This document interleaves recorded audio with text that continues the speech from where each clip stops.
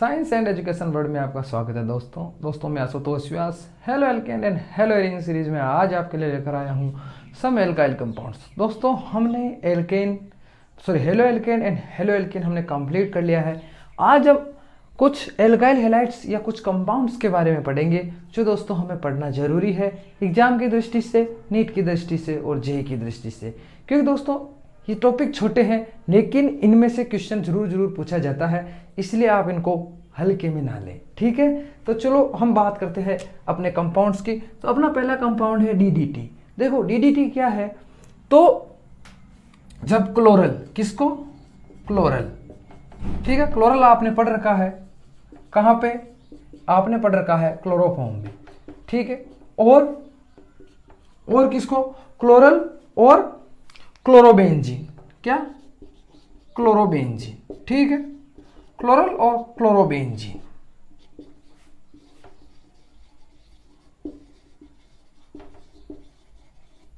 जब हम इन दोनों की क्या करवाते हैं, रिएक्शन करवाते हैं, इन दोनों का जो सॉल्यूशन होता है, मिक्सचर होता है, उसको साथ में गर्म करते हैं, तो हमें क्या मिलता है प्रोडक्ट के रूप में डीडीटी।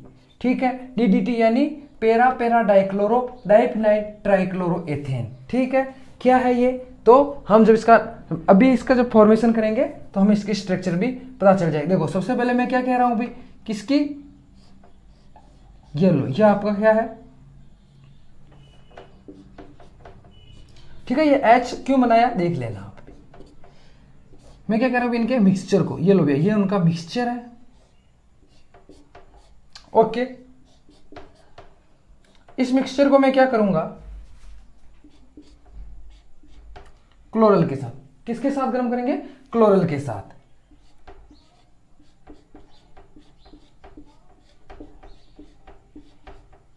ये लो, इसको किसके लेकिन गर्म करेंगे, लेकिन किसकी प्रेजेंस में, H2SO4 की प्रेजेंस में। कौन सा, कंसंट्रेट। ठीक है, अब कंसंट्रेट H2SO4 का अगर हम इसको गर्म करेंगे तो हमें तो इससे क्या निकल जाएगा, इससे एक वाटर मॉलिक्यूल बाहर निकल जाएगा, क्योंकि कंसंट्रेट H2SO4 का काम ही यही है। ठीक है, तो ये लो भैया, इसको गर्म किया और ये अपना, देखो कैसे वाटर मॉलिक्यूल निकलता है, मैं बताता हूं आपको। ठीक है,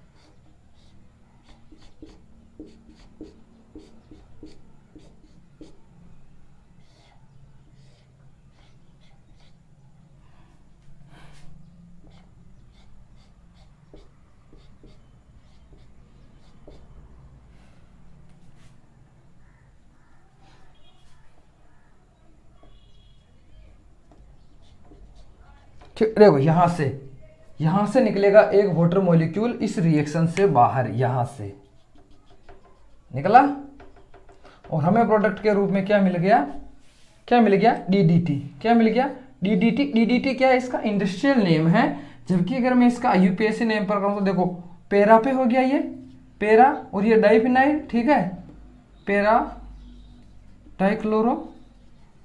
ओके, ये क्या है भैया, डाइफिनाइल, ये लो, ये क्या है, ट्राई क्लोरो, कितने कार्बन है, 1 2, तो ये लो एथेन। ठीक है, ये हो गया ट्राइक्लोरो, इसका नेम है, और डीडीटी क्या है, इसका इंडस्ट्रियल नेम है। ठीक है, तो ये हो गया आपकी इसकी स्ट्रक्चर। अधिकतर हमें एग्जाम स्ट्रक्चर पूछते हैं, आईयूपीएसी नाम पूछते हैं, या फिर हमें पूछते हैं कि किसके मिक्सचर से इनको बनाया जाता है। अब हमारा जो मेन टारगेट है, ये हमारा जो मेन क्वेश्चन है कि भाई इनका यूज क्या है, तो देखो हम इनको पेस्टिसाइड के रूप में यूज करते हैं, पेस्टिसाइड के रूप में, किसके रूप में, पेस्टिसाइड के रूप में, खासकर जो मस्कीटो या जो मच्छर होते हैं उनको मारने के लिए इनका छिड़काव किया जाता है। नगर पालिका या मैं कहूँ शहरी निकाय या ग्रामीण जो निकाय होते हैं, सरकारें होती है, वो अधिकतर इनका छिड़काव करवाती है, जब भी इनका छिड़काव करवाती है।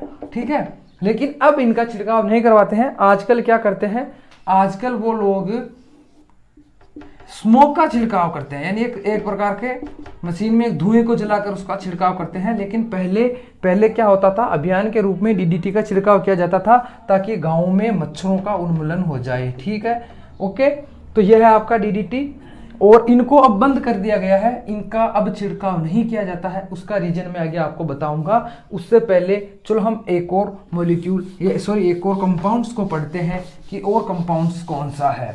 तो वो कंपाउंड आपने उसका भी अधिकतर नाम सुन रखा है। और तो हमारा जो सेकेंड कंपाउंड है वो है BHC। क्या है? BHC। इस BHC के साथ धोखा हो रखा है बेचारा है। तो ये क्या है?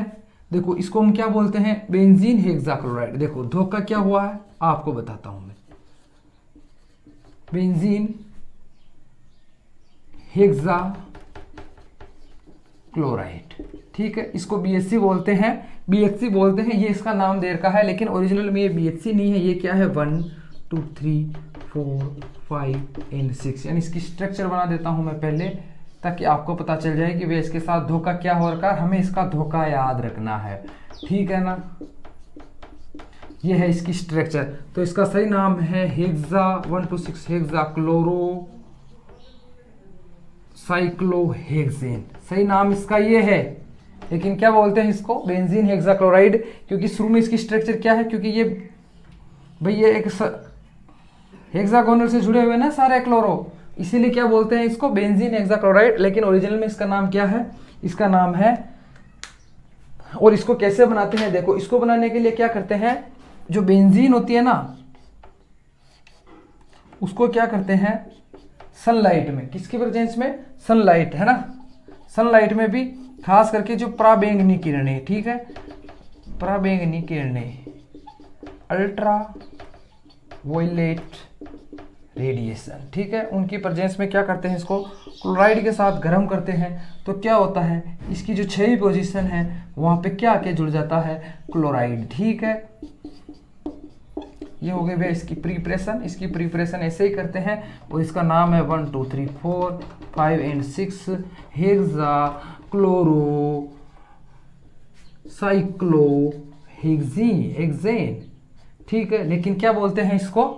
BHC। इसलिए याद रखें BHC बोलो, या फिर हम बोलें कि 1 2 3 6 5 6 हेक्सा क्लोरो साइक्लोहेक्सेन। वो क्या है? वो भी यही है, ठीक है। अब इसका भी यूज किस में होता है? कीटनाशक के रूप में। किसके रूप में होता है इसका यूज? कीटनाशक के रूप में। किस में होता है? कीटनाशक, या मैं कहूँ पेस्टिसाइड, ठीक है। पेस्टिसाइड के रूप में इनका भी यूज होता है। खेतों में अधिकतर जो छोटे छोटे कीड़े वगैरह, या अपन कहें जो टिड्डी है वगैरह है, उनमें इसका छिड़काव किया जाता है ताकि वो फसलों से दूर रहे। अब ये क्या है? ये भी क्या है? बहुत सारे आइसोमर में पाया जाता है। किसमें पाया जाता है? बहुत सारे आइसोमर में, ठीक है, याद रखें, ठीक है। वो आइसोमर अपने लिए जानना जरूरी नहीं है, लेकिन बहुत सारे आइसोमर में पाया जाता है, जिनको हम एक नाम देते हैं एल्फा, ठीक है, बीटा, गामा, डेल्टा, थीटा, ऐसे हमने क्या नाम दे रखे हैं। अब एप्सिलॉन, उनमें भी क्या है? उनमें भी अब जो मेन है वो है गामा। जो गामा BHC है वो बहुत ज़्यादा पावरफुल है, यानी बहुत ज़्यादा उसमें क्या है? कीड़ों को मारने की क्षमता है।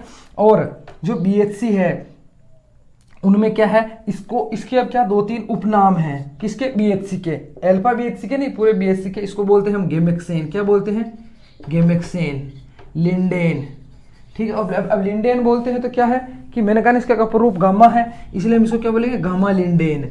ये क्या है? इसके क्या है? इसके कुछ नाम है जो साइंटिस्ट ने या इंडस्ट्रियल रूप से इसके चलते हैं। अब क्या है? अब भाई आपको पूछ ले कि जो ये BHC है, गामा BHC में ये बहुत ज़्यादा पावरफुल क्यों है? तो ये बहुत ज़्यादा पावरफुल होने का रीज़न क्या है कि ये बहुत छोटा होता है। इसके जो अगर कंपाउंड्स की स्ट्रक्चर की बात करें तो ये बहुत छोटा छोटा होता है। कीड़ों की आहार नाल में आसानी से घुस जाता है। कहाँ घुस जाता है? आहार नाल में, ठीक है।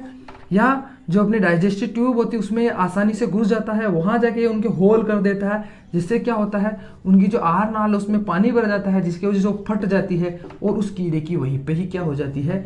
मृत्यु हो जाती है। इसीलिए ये बहुत ज़्यादा उपयोगी है। लेकिन मैंने कहा कि जैसे DDT को बैन कर दिया गया है, वैसे ही BHC को भी बैन कर दिया गया है। अब इनका छिड़काव नहीं कर सकते ऑफिशियली रूप से, ना ही इनको हम बेच सकते हैं।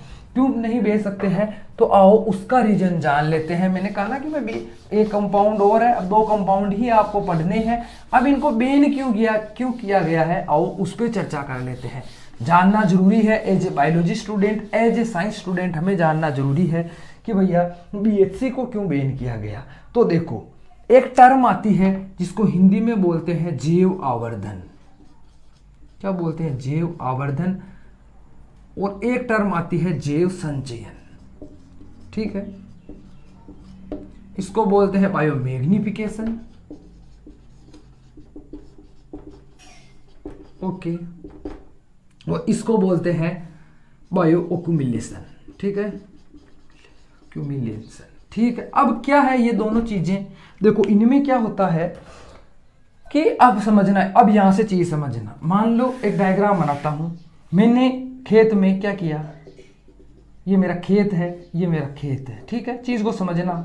मैंने छिड़काव कर दिया किसका? डीडीटी या बीएचसी, दोनों में से किसी का एक का मैंने एज ए पेस्टिसाइड मैंने छिड़काव किया। ठीक है, अब वो कहाँ चला गया? मैं अगर पौधों पे छिड़क रहा हूँ तो कुछ तो वो वहाँ के आसपास की जो ज़मीन है उस पर गिरेगा ना, तो ठीक है भाई साहब, वो वहाँ गिरा, वहाँ से बारिश हुई और बह के वो कहाँ चला गया? कहाँ चला गया? वो बह के एक तालाब में चला गया। ठीक है, मान लो तालाब में चला गया, आगे और किसी बड़े से बड़े वो किस में चला गया? पौंड में चला गया। अब यहाँ पे क्या हुआ? यहाँ पे जो जूप्लेक्टोन, कौन होते हैं भैया? जूप्लेक्टोन। ठीक है, अगर मैथ्स वाले भी पढ़ रहे हो तो कोई प्रॉब्लम नहीं, मैं आपको बताता हूँ। जूप्लेक्टोन क्या होता है? जो काई वगैरह और जो अपने पानी के अंदर जो हरी हरी घास होती है ना पानी के अंदर, उसको बोलते हैं जूप्लेक्टन। ठीक है भाई, यहाँ से ये बह के गया तो किन्होंने सोख लिया अपनी जड़ों के द्वारा? जूप्लेक्टोन ने उसको सोख लिया। ठीक है, फिर क्या हुआ? उन जूप्लेक्टोन को क्या खाती है? ठीक है, यहाँ पे थोड़ा सा, ठीक है, किसने सोखा भैया? सबसे पहले जूप्लेक्टोन ने। ओके, फिर क्या उस जूप्लेक्टोन छोटी छोटी घास को किसने खाया? स्मॉल फिश ने। ठीक है, समझना, इस चीज को समझना। फिर स्मॉल फिश को किसने खाया? थोड़ी सी बिग फिश ने। ठीक है, अब बिग फिश को किसने खा लिया? मान लो अपना किंग फिशर। ठीक है, या मैं कहूँ कि भाई किंग फिशर या ऐसे बर्ड्स जो क्या खाते हैं? फिश खाते हैं। ठीक है, फिश ईटर बर्ड। ठीक है, इन्होंने क्या किया? इसको खा लिया। अब क्या हुआ? देखो मेरी बात समझना, वो यहां से बह के यहां आया था, तो यहाँ पे जूप्लेक्टन में अगर उसकी कंसंट्रेट 0.4 थी तो इनका संचय होकर यहाँ पे आते आते क्या हो जाएगी? सॉरी 0.03 थी, फिर यहाँ पे आके 0.4 हो गई, यहाँ पे आके 1 हो गई, और यहाँ आके वो हो गई 5 ppm पार्ट पर मिलियन। आप समझते हैं? आप 12th के स्टूडेंट होंगे तो आप तो को पता ही है कि भाई ppm क्या है। ठीक है, तो कैसे बढ़ती गई देखना, 0.003 ppm से हो गई 0.0 ppm। ठीक है, ये जो आंकड़े हैं ये मैं अपने मन से नहीं बता रहा हूँ, ये रिसर्च वाले आंकड़े। ठीक है, यहाँ से आगे होगी 1 ppm, यहाँ से होगी 5 ppm। तो कैसे बढ़ती गई? तो कंसंट्रेट बढ़ती जा रही है किसकी? डीडीटी या बीएचसी की। जैसे जैसे हम फूड चेन में क्या आ रहे हैं? ऊपर की तरफ जा रहे हैं कि भाई ये क्या थे? ये तो कंज्यूमर थे, फिर ये ठीक है, सॉरी ये कौन थे? ये तो प्रोड्यूसर थे। ठीक है, ये प्रोड्यूसर थे, फिर ये कौन था साहब? प्राइमरी कंज्यूमर, ये सेकेंडरी कंज्यूमर, और ये टर्सरी कंज्यूमर। जैसे जैसे हम ऊपर बढ़ते जाएंगे किसमें फूड चेन में, वैसे वैसे क्या है? इसकी जो कंसंट्रेट है वो बढ़ती जाएगी। अब इसकी कंसंट्रेशन बढ़ने से क्या लॉस हो रहा है? देखो, जब ये हैचिंग करते हैं, जब ये अंडे देते हैं, तो क्या होता है? जो अंडे का जो बाहर का जो कैल्शियम कार्बोनेट का जो क्या होता है? कवच होता है, जो आवरण होता है, जो ओवरलेप होता है, वो क्या होता है? इससे वो बहुत हल्का हो जाता है। और जैसे ही वो बर्ड क्या है, उसको हीटिंग करने के लिए अंडों पे बैठे रहते हैं ना, उसको हीटिंग देना बोलते हैं। जैसे हीटिंग के लिए बोलती है ये ब्रस्ट हो जाएंगे, ये क्या है? ये अंडे फट जाएंगे। इससे क्या होगा? इससे ये होगा कि इनके आगे वाली संतानें पैदा नहीं होगी। उससे क्या होगा? धीरे धीरे ये जो जातियां हैं वो विलुप्त होने की कगार पे आ जाएगी। ठीक है, विलुप्त होने की कगार पे आ जाएगी, संकटग्रस्त हो जाएगी, इनकी संख्या अब धीरे धीरे कम होती गई। तो इसलिए फिर उनका रिसर्च किया गया। तो ये जो चीज़ थी, ये जो भी ppm बढ़ रहा है, इसको हम जैव आवर्धन या जैव संचयन इसी को ही बोलते हैं कि भैया कैसे क्योंकि ये जो डीडीटी और बीएचसी है ये आसानी से नष्ट नहीं होते हैं। ये मतलब ऐसा नहीं कि हमने डाला और ये वेपाराइज होके या वहाँ चले गए, नहीं, ये क्योंकि सॉलिड फॉर्म में होते हैं। और ये जैसे जैसे इनका क्या है कि केमिकल इक्वेशन के थ्रू इनका क्या होता है? इनका जो संचयन है, इनका जो कलेक्शन होने की जो क्षमता है वो जीव में बढ़ती जाती है। और उनसे क्या होता है? उनसे आपको रिजल्ट आपको पता चली गया कि जो बर्ड फिश, या अब यहाँ पर अगर मान लो यहाँ के अगर उन मछलियों को अगर ह्यूमन भी खा रहा है, कौन खा रहा है? ह्यूमन भी खा रहा है, तो उनको ब्रेन हेमरेज या कैंसर जैसी घातक बीमारियां होने लग गई थी। इसीलिए फिर डीडीटी और बीएचसी को एज ए पेस्टिसाइड बैन किया गया कि भाई इनका यूज बंद करो, नहीं तो आने वाली पीढ़ियों को इनके बहुत खतरनाक अंजाम भुगतने पड़ेंगे। ठीक है, आप समझ चुके होंगे। तो इसी के साथ ये सेशन मैं यही कंप्लीट करता हूं। अच्छा लगा हो तो इसको लाइक करें, शेयर करें और सब्सक्राइब करना ना भूलें। धन्यवाद।